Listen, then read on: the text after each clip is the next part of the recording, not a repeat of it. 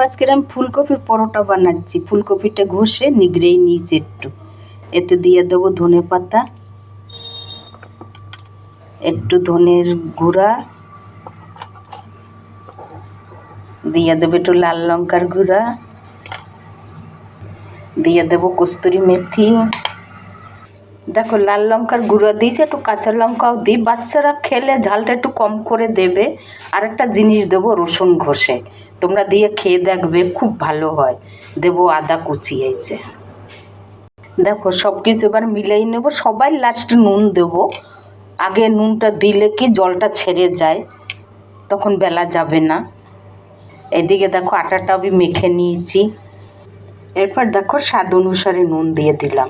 এবার আমি ভরে বানাই, তোমাদের দেখাচ্ছি। আমি এক হাতে ভরবো বেলবো পারবো না, আমি দেখাচ্ছি তোমাদের করে। এই দেখো, দেখো এই যে আমি বেলে নিয়েছি এরকম, বেশি মোটাও না বেশি পাতলাও না।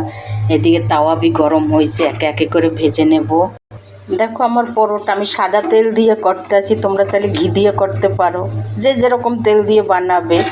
এই দেখো কত সুন্দর হয়েছে। দেখো এরকম রসুন দিয়ে পরোটা করলে কী যে সুস্বাদু হয়, তোমরা একবার করে খেয়ে দেখবে, খুব সুস্বাদু হয়। এই দেখো, দেখো আমার পরোটা কমপ্লিট। কত সুন্দর নরম আর দেখতে সুন্দর, খেতেও ভালো হবে। এই দেখো কত সুন্দর হয়েছে ফুলকপির পরোটা।